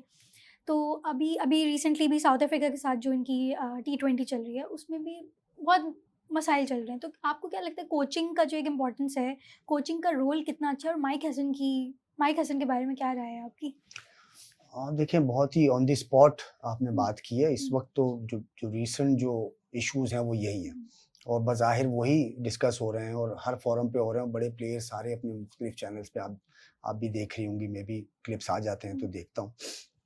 सब अपनी-अपनी राय का इज़हार करते हैं, और ज़ाहिर है जब जब कोई भी मिसाल के तौर पे अगर गाड़ी का एक्सीडेंट होगा तो ड्राइवर ही ज़िम्मेदार होगा, हुँ, या ड्राइवर नहीं होगा तो उसका वो जो कंडक्टर होता है वो होगा। हुँ, तो क्योंकि वो ड्राइविंग सीट पे वो हैं, डिसीजन हुँ, मेकर वो हैं, हुँ, कोच हैं, कैप्टन हैं, मैनेजर हैं, सीनियर प्लेयर्स हैं, तो ज़्यादा ज़िम्मेदारी उनकी आती है। लेकिन तमाम के तमाम ही अपनी-अपनी जगह पर जवाबदेह हैं कि वो हुँ, क्यों परफ़ॉर्म नहीं कर रहे या तालमेल क्यों नहीं आ रही टीम की। लेकिन इसके साथ-साथ एक पहलू और आ जाता है वो सिलेक्शन का। जो हुँ, सिलेक्शन कमेटी जो है, सिलेक्शन कमेटी पर सबसे ज़्यादा बात आती है कि हुँ, उन्होंने उन्होंने क्या उनको दिया है उस मैनेजमेंट को। तो मैं समझता हूँ सब मिलकर कसूरवार होते हैं, और ज़्यादा ज़िम्मेदारी फिर उनकी आती है कि अब जो भी उनको मिल गया कि उनको कोचेज़ को अब उनको किस पैटर्न पे खिलाना है। अब मैं जहाँ तक समझता हूँ, जो माइक हेसन की आपने बात की, वो एग्रेसिव किस्म के कोच रहे हैं। वो आई थिंक वो जो न्यूज़ीलैंड के बैटर थे, एक बहुत ही ज़बरदस्त, वो टेस्ट मैच में भी छक्के हुँ, मारा करते थे, वो उनके भी कोच रहे हैं। तो उन वो एक नए मॉडर्न जो क्रिकेट की का पैटर्न है वो उसको लेकर चलते हैं। हुँ, तो मैं समझता हूँ कि वो इम्प्लीमेंट जो करवाना चाह रहे हैं और प्लेयर्स जो है वो उसकी कोशिश करना चाह रहे हैं, वो हो नहीं पा रहा। हुँ, उनकी नीयत तो खराब हो नहीं सकती, ज़ाहिर है उनकी जॉब है, उनको इतना बड़ा असाइनमेंट मिला है तो हुँ, वो तो चाहेंगे कि मैं सक्सीड करूँ। हुँ, 3 दफ़ा मौका मिला इंडिया को हराने का, वो नहीं हरा सके, जबकि हुँ, तीसरी बार तो शायद हम बिल्कुल, हमारे हाथ ही में था। हुँ, तो इसमें प्लेयर्स और कैप्टन और उनकी डिसीजन मेकिंग वो भी बीच में इन्वॉल्व हो जाती है, हुँ, सिर्फ़ माइक हैसन पे बात नहीं आती। हुँ, जहाँ तक माइक हैसन का ताल्लुक है कि उनको और उनकी मैनेजमेंट को देखना पड़ेगा कि अब बाबर आज़म जैसे लास्ट मैच में ले लें, हुँ, बाबर आज़म का वो स्टाइल ही नहीं है कि वो पहली बॉल पे वो छक्का मार दें, लेकिन वो मारने गए हैं। हुँ, तो मुझे ऐसा लगता है कि वो जो एग्रेसिव और हुँ, खिलाने के लिए प्लेयर्स को अपने स्ट्राइक रेट को बहुत ज़्यादा तेज़ करना है, आउट हुँ, होने की परवाह नहीं करनी है, हुँ, बॉलर पे अटैक कर देना है जाते ही। हुँ, तो शायद उसको उनका जो अगर पॉइंट ऑफ व्यू को हम लेते हैं इस पॉइंट ऑफ व्यू को, तो ये कहीं से भी गलत नहीं है। हुँ, ये मॉडर्न डे क्रिकेट में, टी20 क्रिकेट में, लिमिटेड ओवर्स क्रिकेट में ये तो बहुत ही अच्छा है कि आप डोमिनेट करेंगे। हुँ, लेकिन कहीं न कहीं वो मैसेज और उस तरह की जो तैयारी है वो प्लेयर्स पे फिर बात आ जाती है कि वो उ उस तरह से वो आउटकम नहीं आ रहा। हुँ, वो आउटकम नहीं आ रहा, तो मैं समझता हूँ कि ये अपना माइक माइक हैसन, हैसन जो है उनको समझना पड़ेगा हुँ, कि मैं किससे क्या काम ले रहा हूँ। दूसरा, उनको सिलेक्शन में पूरी तरह से इन्वॉल्व होना हुँ, पड़ेगा कि अगर अब उनको इस तरह की क्रिकेट खिलानी है, तो फिर इस तरह से उन्हें डोमेस्टिक में जाकर या बाकी जो प्लेयर हैं, रेस्ट ऑफ द प्लेयर्स, वहाँ से जाकर उस तरह के प्लेयर्स चुनने पड़ेंगे, या फिर हम शायद अभी बहुत दूर हैं उस पैटर्न पे जो पैटर्न माइक हैसन लाके खिलाना चाह रहे हैं हमें। हुँ, तो ये जो प्लेयर्स हैं, क्योंकि ये पिछली कई सालों से ये प्लेयर्स जो है वो हुँ, पाकिस्तान को सर्व कर रहे हैं, और इनका जो तरीकाकार था खेलने का वो डिफरेंट था। हुँ, तो मैं यूँ कहूँगा इसको कि वो कौवा चला हंस की चाल अपनी भी भूल गया, तो हम अपनी उससे भी गए। हमने हुँ, एशिया कप में विटनेस किया, आपने बात हुँ, की। एशिया कप में हम बड़ी मुश्किल से यूएई हुँ, से जीते हैं। हुँ, हम बड़ी मुश्किल से जो है वो बिल्कुल, जो एसोसिएट कंट्रीज़ हुँ, हैं उनसे हम हुँ, जीते हैं। हमारी बैटिंग उस तरह से परफ़ॉर्म नहीं कर रही, हुँ, हमारी बॉलिंग उस तरह से हुँ, परफ़ॉर्म नहीं कर रही। तो बहुत ही सोचने का टाइम है, मकाम है, लेकिन ज़ाहिर है अब इनके हाथ में ड्राइविंग सीट है, ये बैठे हुए हैं, हुँ, स्टीयरिंग इनके हाथ में, इनको कोशिश कर लेने दें। लेकिन मैं हुँ, समझता हूँ कि जो पॉइंट्स मैंने रेज़ किए हैं कि वो कहीं तालमेल में जिसे कहते हैं ना, वो हुँ, तालमेल, कोऑर्डिनेशन, कॉम्बिनेशन, वहाँ पे सभी कसूरवार हैं। हुँ, सिर्फ़ मिकी आर्थर नहीं है, मिकी आर्थर ने एक एक एक नई सोच लेकर आ गए हैं, वो किस तरह से वो जाएगी प्लेयर्स में कप्तान के थ्रू, फिर अंदर डिसीजन मेकिंग आ गई है, फिर वो हुँ, बैटिंग ऑर्डर आ गया है, फिर उसमें टीम सिलेक्शन आ गई है। हुँ, उससे पीछे चले जाएँ तो स्क्वाड की सिलेक्शन आ गई है। अब हमने देखा कि 8वें नंबर पे आते हैं फ़हीम अशरफ, हुँ, लेकिन वो उस मैच में बॉल भी नहीं मिलती जबकि वो बॉलिंग को सपोर्ट कर रहे हैं। इसी तरह फाइनल में भी हमने एशिया कप में भी देखा कि नवाज को उससे एक मैच पहले बॉल नहीं मिलती। बैटिंग बॉलिंग बहुत ज़्यादा ऑलराउंडर्स डाले हैं लेकिन उसको यूटिलाइज नहीं कर पा रहे। तो कसूरवार तो सब हैं, सभी इन्वॉल्व हैं इसमें, लेकिन नुकसान क्या हो रहा है पाकिस्तान क्रिकेट को हो रहा है। तो उनको चाहिए कि जल्द से जल्द सॉर्ट आउट करना चाहिए अपने पैटर्न को लेकर और प्लेयर्स को उस तरह से ले लें, या तो उस तरह के प्लेयर्स ले लें जिस पैटर्न पे चलना है, या फिर इन प्लेयर्स को उस तरह से चलाएं कि इनमें कौन कैपेबल है जो मिकी आर्थर की पैटर्न को संभाल ले और बाकी जैसे रेस्ट ऑफ द जैसे बाबर का स्टाइल है वो अपने स्टाइल में खेलें, वो पूरे ओवर एंकर करें, साथ में उनके जो है ना वो छोटे छोटे रोल देकर उनको आप तेज खिलवाएं ताकि पाकिस्तान क्रिकेट बेहतर हो। बॉलर्स को इसी तरह से देखना पड़ेगा। तो इस वक्त तो ऐसी खिचड़ी पकी हुई है कि आप कुछ कह नहीं सकते कि कहाँ कौन सा सिरा पकड़ेंगे। सभी इन्वॉल्व हैं, सिलेक्शन कमेटी से लेकर और कोच, कैप्टन और सारे प्लेयर्स। अच्छा, बाबर आजम की भी बहुत बात चल रही है, बिल्कुल हेडलाइंस पे बाबर आजम हर जगह। बाबर आजम अगर ग्राउंड पे होता है तो फैंस क्रेजी हो जाते हैं, बाबर आजम नहीं है तो कुछ नहीं। लेकिन बाबर आजम परफॉर्म क्यों नहीं कर पा रहा है? बिल्कुल भी नहीं। डक पे आउट हो रहे हैं बार बार, 3 मैचेस से डक पे आउट हो रहे हैं। अभी कल इनका साउथ अफ्रीका के साथ मैच था, 2 बॉल्स में 0 रन्स आउट हो रहे हैं। मतलब तो क्रेज़ कैसे आ रहा है इनका, मतलब हम बुरा भी नहीं बोल सकते, हम उनकी परफॉर्मेंस पे सवाल भी नहीं उठा सकते। वो उनका मेंटल प्रेशर है किस तरीके की, क्या चल रहा है बाबर के साथ? देखिए, मैंने आपसे अभी अर्ज किया ना कि वो बाबर आजम अभी उस स्टाइल में जाने में उनको टाइम लगेगा, तो वो अडॉप्ट कर रहे हैं वो स्टाइल के मैं जाते ही पहली बॉल से एग्रेसिव खेलूँ या ऊपर से मार दूँ। आप देखें वो उन्होंने कितना अरसा ओपन किया है पाकिस्तान से, तो वो ऑल अलोंग द ग्राउंड उनके रन्स होते थे, वो सर्कल के ऊपर से नहीं मारते थे, वो नीचे से खेलते थे। हाँ, ज़रूर उनके स्ट्राइक रेट पे बात हुआ करती थी, हाँ ज़रूर वो 10-12 ओवर खेल जाया करते थे दोनों ओपनर्स, जिसकी वजह से थोड़ा सा फर्क पड़ रहा था। लेकिन सडनली एकदम से चेंज कर लेना अपने आप को नहीं हो पाएगा, क्योंकि वो वही चीज़ मिसिंग है जो मैंने पहले डिस्कस किया कि बाबर को बाबर के अंदाज में खेलना पड़ेगा, तब जाके बाबर परफॉर्म करेगा। और आहिस्ता आहिस्ता ग्रेजुअली वो अपनी प्रैक्टिसेस में अपने जो भी नेट्स करते हैं, थ्रो डाउन्स करते हैं, उसमें वो प्रैक्टिस करेंगे, अपने आप को बेहतर करेंगे, प्रोग्रेस करेंगे,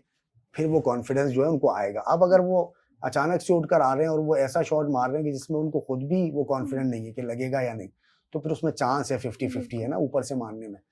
तो यही बात है। बाकी बाबर बहुत बड़े प्लेयर हैं, फैन फॉलोइंग बहुत ज़्यादा है और परफॉर्मेंसेस बहुत है, तो हम उम्मीद करते हैं कि जल्द ही वो वापस आएंगे अपनी फॉर्म में और अपने फैंस को जो है वो खुश करेंगे। अच्छा, बाबर के बारे में अगर एक चीज़ देखी जाए, अभी रिसेंटली पेशावर में जो फ्लड्स आए हैं, सैलाब हुए, तो उसके लिए एक बहुत बड़ा फंडिंग के लिए मैच रखवाए गए थे। उसमें सारे बड़े-बड़े प्लेयर्स को बुलाया, शोएब अख्तर, वक़ार यूनिस, सईद अजमल, बाबर आज़म, जितने बड़े-बड़े नाम हैं, सबने आके वहाँ पे खेला है। लेकिन देखा ये गया मैचेस में कि इतने बड़े-बड़े प्लेयर्स सारे एक साइड पे हो गए, बाबर एक साइड पे था। बाबर अगर आ रहे हैं तो वो ज़्यादा फ़ैन फॉलोइंग इतनी ज़्यादा है, लेकिन इतने बड़े-बड़े लेजेंड्स हैं ना, उनके लिए इतना ज़्यादा क्रेज़ क्यों नहीं है? ये बायसनेस बाबर के लिए इतनी ज़्यादा कैसे हो रही है? देखिए, करंटली तो टीम में बाबर ही है ना इस वक्त। वो जो आपने दूसरे नाम लिए तो वो एक्स क्रिकेटर हो गए और वो जनरेशन भी गुजर गई जिनके वो हीरोज थे। अब देखें नई जनरेशन आ गई, तो नए जनरेशन जो है उनका हीरो बाबर है और वही आते हैं ग्राउंड में। बेशक वो जो टेलीविजन पे घर पे बैठे देख रहे हैं तो वो शोएब अख्तर को ऑब्लाइज कर रहे होंगे, वो शाहिद आफरीदी को देख रहे होंगे क्या व्हाट अ प्लेयर, वो बाबर को भी कर रहे होंगे डेफिनेटली। लेकिन इस दौर का बाबर किंग है, वो जो एक जुमला मशहूर है। तो जो जितने बच्चे हैं, आप छोटे छोटे बच्चों से भी आप पूछे तो मैं बाबर आजम की तरह खेलूंगा। बाबर आजम उनका फेवरेट है।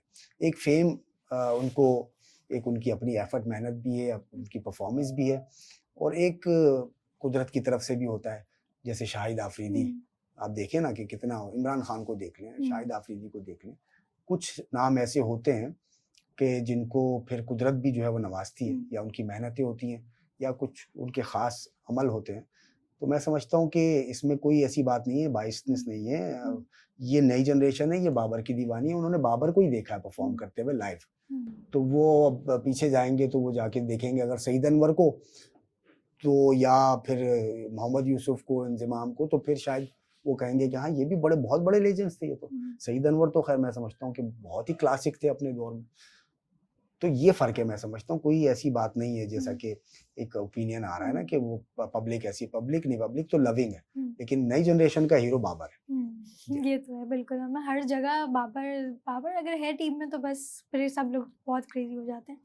अच्छा, बाबर को बहुत सारी टीम में से अभी एक्सक्लूड भी किया गया है, बाबर को कुछ जगह खिला रहे हैं, कुछ जगह नहीं खिला रहे हैं, सिलेक्शन में बड़े मसले हो रहे हैं टीम्स में, कहीं वो है, कहीं नहीं है, रिज़वान को भी निकाल दिया, अभी रिसेंटली रिज़वान को रिप्लेस कर दिया, ओडीआई कैप्टन शाहीन बन गए।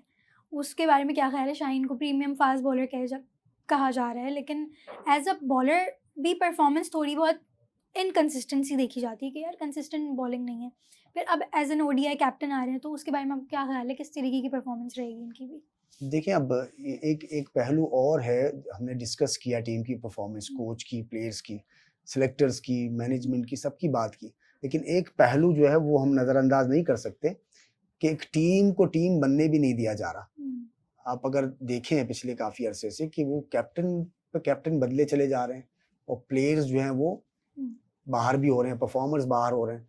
कुछ वजूहात ऐसी हैं कि वो जो कि बिल्कुल ही ऐसा नहीं होना चाहिए। हुँ, कि अगर कोई पर्सनल उनका डिसीजन है, जस्ट लाइक जैसे कि हाशिम आमला हैं, वो मुसलमान हैं लेकिन वो दूसरी कंट्रीज़ में खेल रहे हैं, ईसाइयों के साथ या हुँ, गैर मज़हबों के साथ खेल रहे हैं, और वो अगर नहीं चाहते कि मेरी शर्ट पे शराब का जो भी कंपनी है उसका हुँ, वो लगे लोगो, तो वहाँ बजाय इसके कि उनको प्रेशराइज़ किया जाए, वहाँ पे उनको इज़्ज़त से देखा जाता है और उनसे कहा जाता है ठीक है, ये आपका डिसीजन है, क्योंकि ये आपका मज़हबी हक है। हुँ, जो भी आपका मज़हबी हो या नहीं हो, बस आपका हक है कि आप नहीं हुँ, चाहते। हुँ, हमारे यहाँ लेकिन यहाँ पर देखा जाता है कि अभी बहुत सारे लोगों ने बात की है, सीनियर तंज़निगारों ने बात की है कि ये बाबर आज़म और रिज़वान को जो है वो सज़ा ये दी जा रही है कि उन्होंने वो एक बैटिंग कंपनी सरोगेट को या हुँ, उनको इन्होंने इनकार हुँ, किया, या कोई भी इल्लीगल कंपनी थी, जिसको इन्होंने इनकार किया कि हम इसका स्पॉन्सर नहीं लगाएँगे।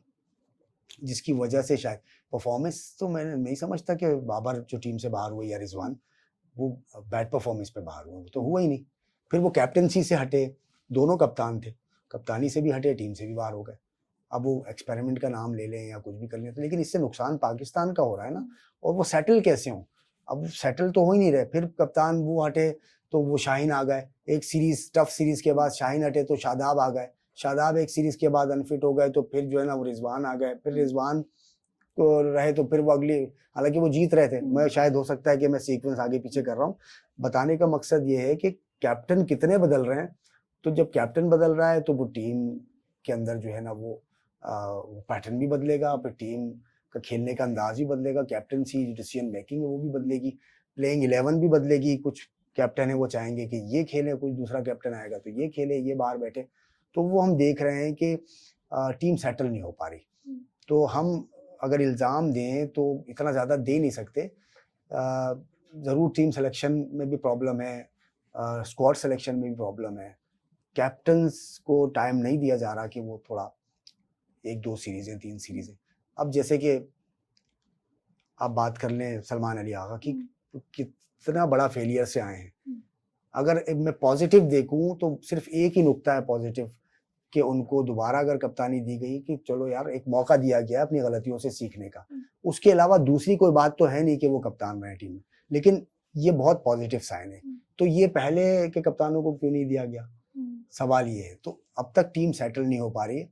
तो मैं समझता हूँ कि जल्द इनको ये बात समझ आ जाएगी कि कोई ऐसी लीडरशिप लेकर आएँ, हुँ, जो कि रिनाउंड हो, जिनकी कैप्टेंसी की स्किल्स, मैं समझता हूँ शाहीन की हुँ, स्किल्स तो सबको पता है, उन्होंने लाहौर कलंदर्स को 2-3 टूर्नामेंट जिताए हैं एज़ अ कैप्टन। थोड़ा टाइम दें उनको, हुँ, उनको टीम को सेटल करने दें, स्क्वाड सिलेक्शन के हवाले से, टीम सिलेक्शन के हवाले से, ताकि हमारी टीम वापस जो है अपने ट्रैक पर वापस हुँ, आए, और जो नाम और मकाम को हम खोए हुँ। चले जा रहे हैं, नीचे आए चले जा रहे हैं, तो उससे बचकर हम वापस ट्रैक पर आकर वर्ल्ड क्रिकेट में अपना नाम वापस कमा सकें। बिल्कुल, बिल्कुल। बिल्कुल सही बात है कि बहुत सारे मजमूआ होता है ना, कि इश्यूज़ का मजमूआ होता है जो जिसकी वज़ह से कोई चीज़ हो रही होती है। अब हम तो एक सिम्पटम्स पे बात कर रहे हैं कि जी ये हाँ, चीज़ हमें दिख रही है, वो जड़ क्या है, उस पे बिल्कुल। बात नहीं कर पाते लोग। अच्छा, अगर हम लोग अपनी टीम की एक एटीट्यूड की बात करें, एक बिहेवियर होता है ना, जैसे एशिया कप में भी हमने बहुत सारा बिहेवियर देखा कि ज़्यादातर ये चीज़ देखने को आती है कि आप जो है ना एक एटीट्यूड दिखाने की ज़्यादा कोशिश कर रहे होते हैं कि ओह! ऐसे स्माइल कर दिया इसने, ये ऐसे चल के चले गया। फिर बहुत सारे इंडिया पाकिस्तान की भी बहुत कंट्रोवर्सीज़ हुई हैं कि उन्होंने हाथ नहीं मिलाया, तो हमने फिर उनके साथ एग्रेशन हो गया, ये हो गया वो। तो टीम का एक एटीट्यूड आपको किस तरीके का लग रहा है और वो कैसा होना चाहिए जो नहीं है? देखिए, रिसेंटली आपने देखा, सबने विटनेस किया, कुछ कंट्रोवर्सीज़ हुई हैं। स्पोर्ट्स को लेकर अगर देखा जाए तो स्पोर्ट्स में जो सियासी जो भी एलिमेंट्स हैं वो नहीं आने चाहिए। सियासी से मुराद के जो भी नेशनल इंटरेस्ट जो कि सरहदों पे होते हैं, जंगी महाज पे होते हैं, वो कम से कम नहीं आने चाहिए।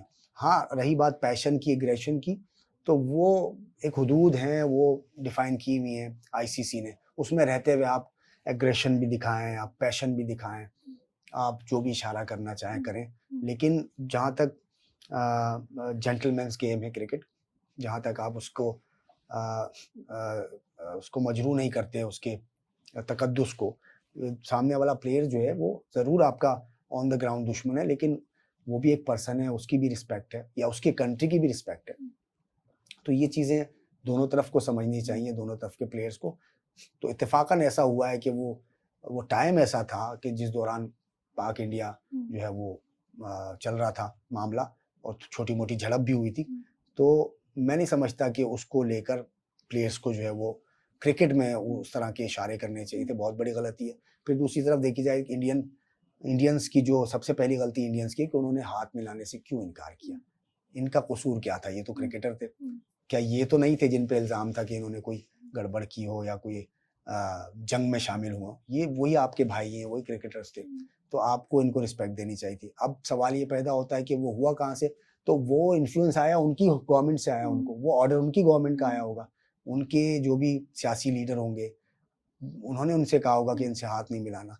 तो शुरुआत तो उन्होंने की, लेकिन पाकिस्तान ने हमेशा अच्छा जेस्चर दिया है, उनसे मिलने भी गए थे, हाथ मिलाने भी गए थे। लेकिन दूसरी तरफ मैं समझता हूँ कि फिर वो जो हवाई जहाज़ गिराने का इशारा था, वो नहीं करना चाहिए था। जिन्होंने भी किया उनको फिर पेनल्टी भी लगी, लेकिन मैं नहीं समझता कि इस तरह से खेल को जो है वो इस तरह से बदनाम नहीं करना चाहिए।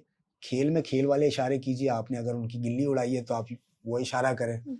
आपने अगर छक्का मारा है तो आप उस तरह से उसको एग्रेशन दिखाएँ, रादर देन कि आप जो है ना वो टॉन्टिंग करें कि जिसमें आप इन्वॉल्व ही नहीं है। आपने क्या कारनामा किया? अगर जहाज़ गिराया तो किसी ने गिराया, और जहाज़ किसी का गिरा, कोई और चला रहा था, आप कहाँ थे?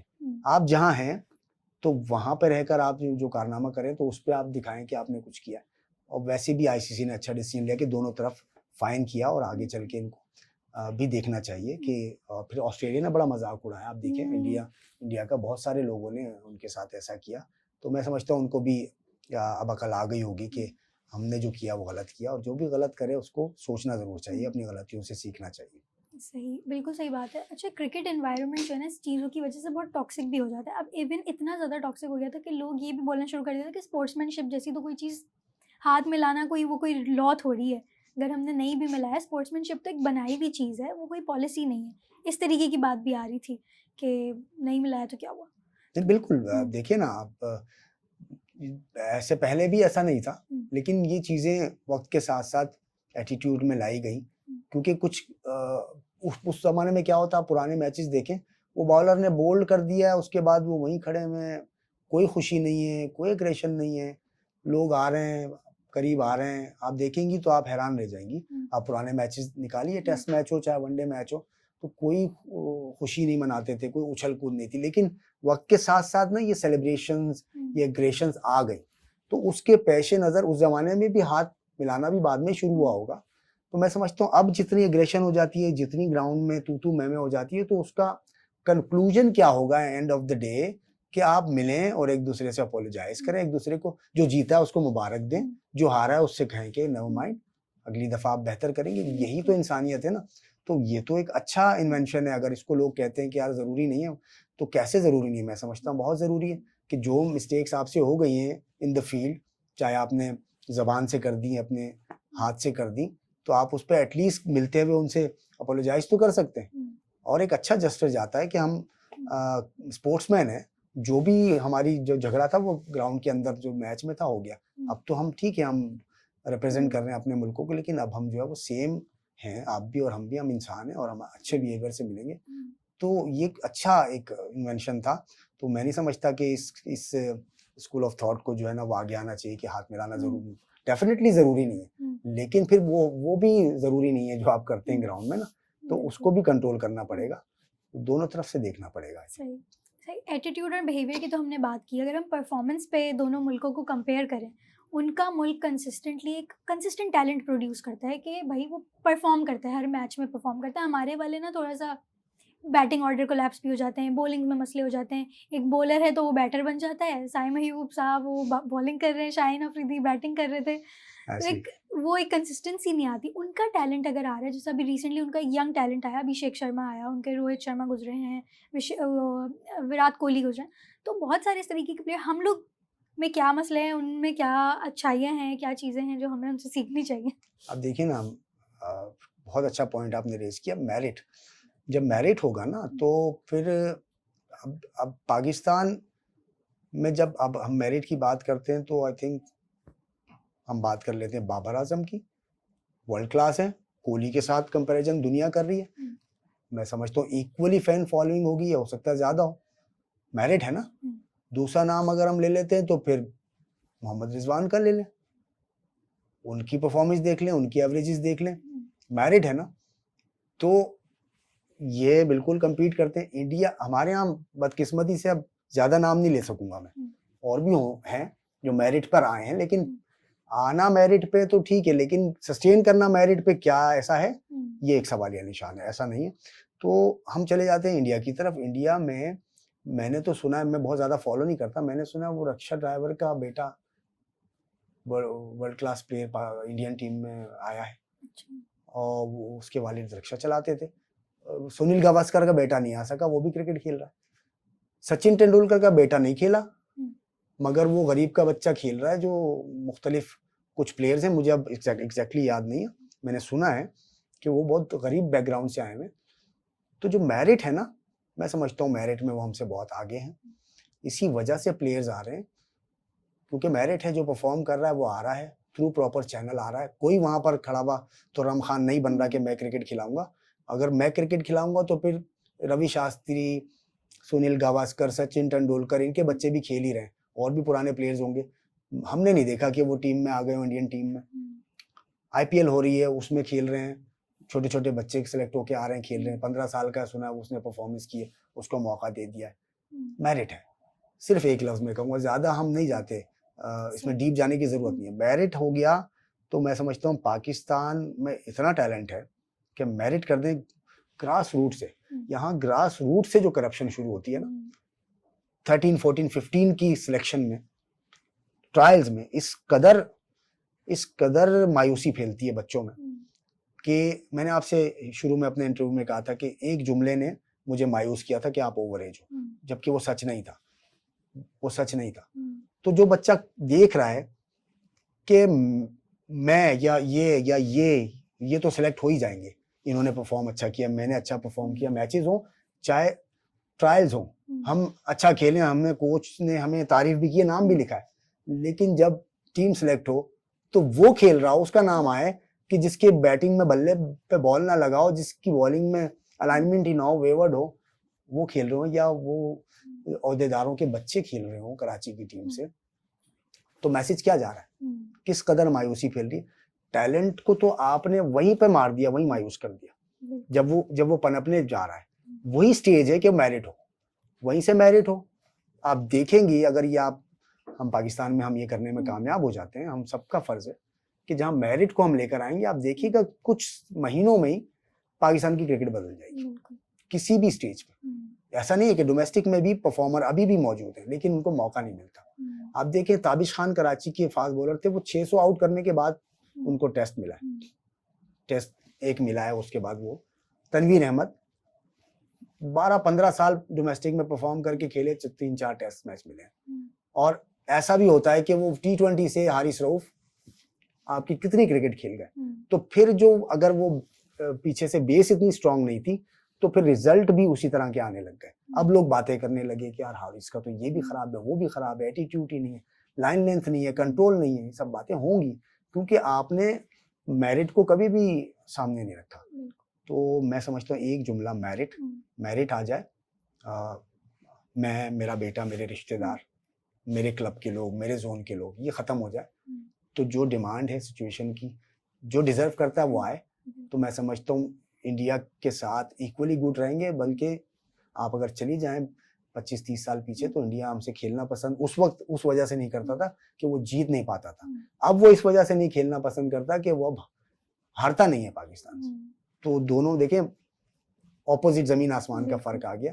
वो क्योंकि उस ज़माने में 90% तो मेरिट था, 10% आप कह लें उस ज़माने में भी पर्ची आती थी, लेकिन उससे फ़र्क नहीं पड़ता। तो ये बहुत सारी हमने अच्छी चीज़ें आपसे सीखी है। सबसे बड़ी बात कि मुझे मेरिट के बारे में आपने स्ट्रेस किया बहुत ज़्यादा कि वो बहुत ज़रूरी चीज़ है। एंड आई होप कि प्रॉब्लम्स के बारे में तो हम बात करते हैं, हमने सोल्यूशन के बारे में भी बात की, जो बहुत एक इम्पॉर्टेंट चीज़ है। तो आखिरी में अगर आप कुछ भी मैसेज देना चाहते हैं क्रिकेटर्स को, प्लेयर्स को या ऑडियंस को, तो वॉच रूल्स ऑडियंस को आगे देखिए, मैसेज जितनी डिफ़िकल्टीज़ हैं उनसे लड़ना पड़ेगा। उनके साथ जो है वो, अगर आपने गोल सेटिंग की हुई है, मायूसी बिल्कुल भी नहीं करनी चाहिए। मायूसी आपको कहीं का नहीं छोड़ती। डिफ़िकल्टीज़ आती हैं, मुश्किलें आती हैं, उनसे लड़ते हैं तो आपको उसका रिवॉर्ड भी बड़ा मिलता है। जिस तरह मैं सिंपल मिसाल से समझाऊँ, जितना मुश्किल एग्ज़ाम होता है उतना ही बड़ा उसकी डिग्री मिलती है।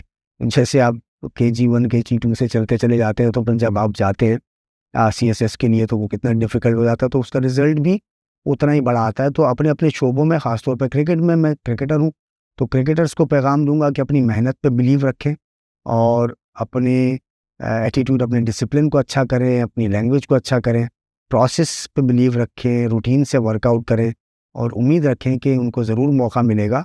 और ऐसा भी नहीं है कि बिल्कुल भी मेरिट नहीं रहा उस मुल्क में।